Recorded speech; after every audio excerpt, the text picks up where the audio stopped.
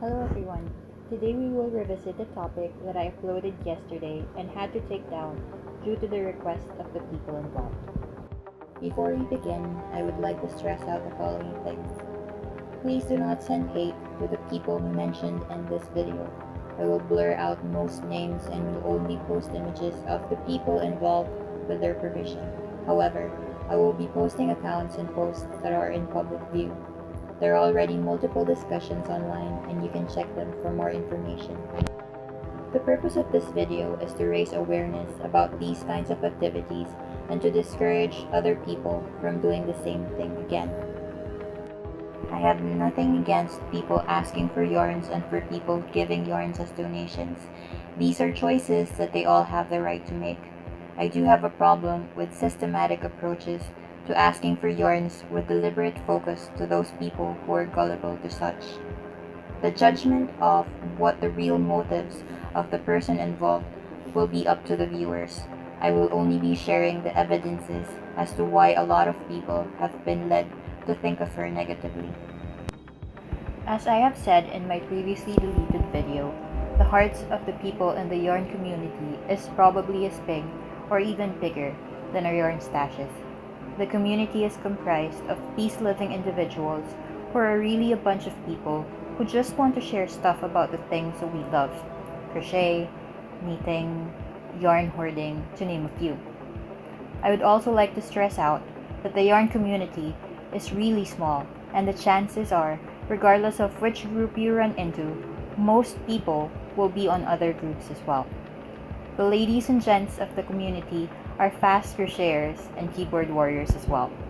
They will debunk and prove scams if they want to. A scam is a deceptive scheme or trick used to cheat someone out of something, especially money. Which begs the question, was there really scamming here? Let's take a look. Suspicious activity began in August when out of nowhere, this specific comment was posted in Crochet Lovers Philippines. If we look at this post, she, the person posting, is saying this: I want to learn how to crochet, but we don't have any money to buy yarns and hooks. My husband is in no work, no pay basis. Do you know anyone selling cheap yarns that I can afford?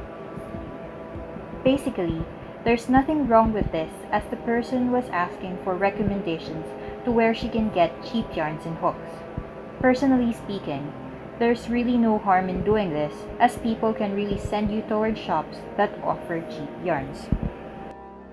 However, asking recommendations online also means that you're willing to have the yarns shipped to your area, and this may add to your expenses in buying yarns.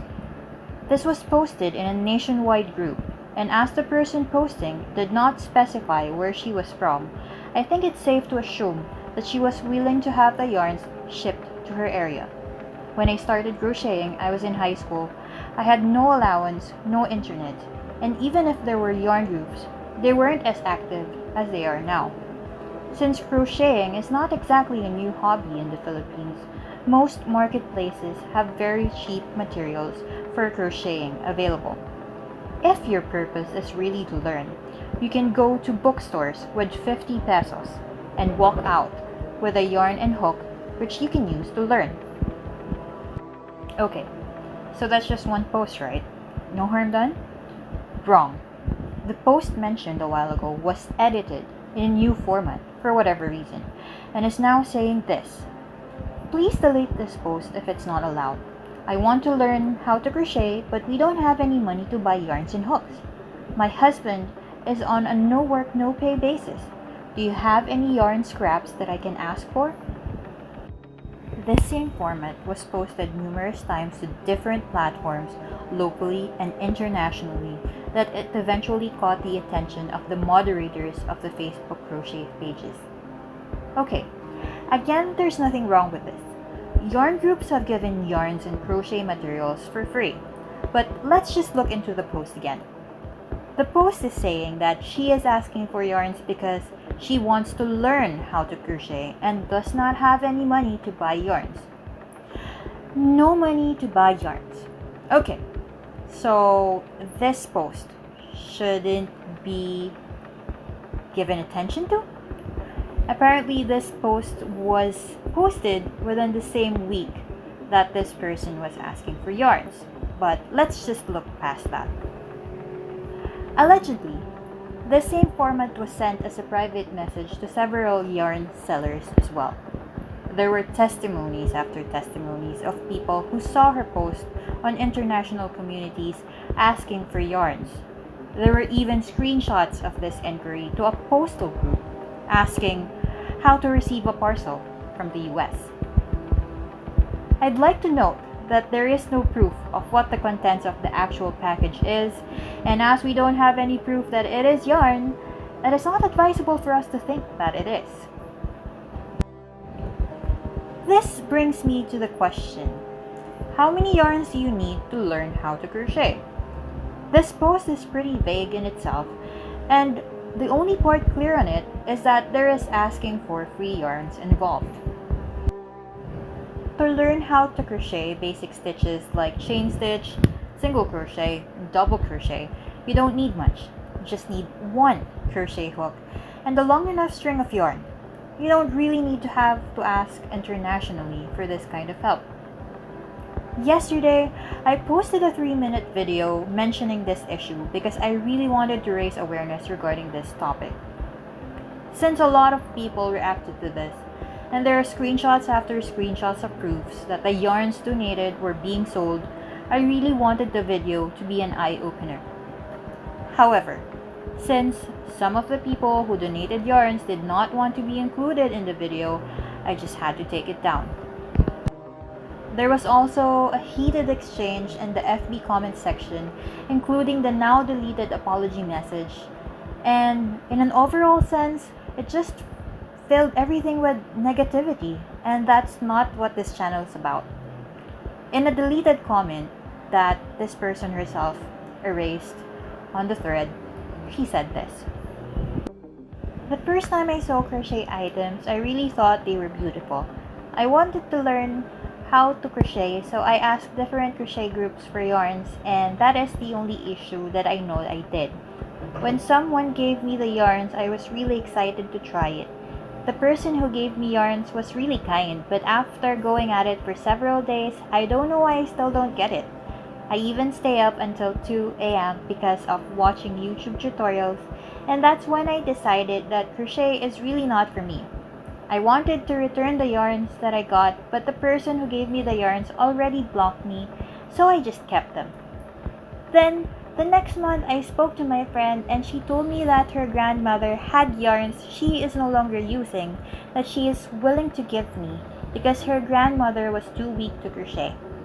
I figured that since I will no longer be crocheting myself, I would ask the permission of my friend, and he or she agreed that I can just sell the yarns so I could raise the money for her grandmother's milk and diapers." With the issue becoming so big, I think there are several ways to address this. Number 1, write a really long letter to the groups, addressing the whole community, and become open about what really happened, and don't delete it. Part of the reason why people are judging is because comments and explanations kept on being deleted. If someone accuses you of something and you know you made a mistake, man up and admit it, then apologize. Number 2, still giving the benefit of the doubt that maybe this wasn't a scam and maybe she was saying the truth. This can be proven by posting screenshots of conversations of the transactions that happened. Proofs are coming from different people, and the only response is varying apologies, and it doesn't help at all.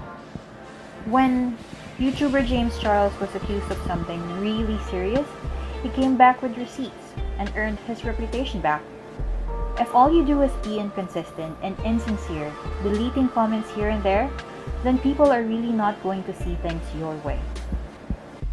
Number 3, having multiple accounts with altered names doesn't help your reputation as well. Moderators and groups don't really block people just because they feel like it.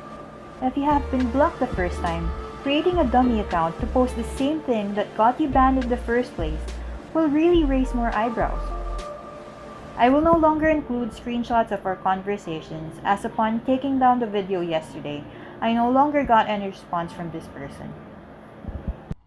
Learning from this experience, there are things that we can take from it as well. You don't need expensive yarn hooks to learn.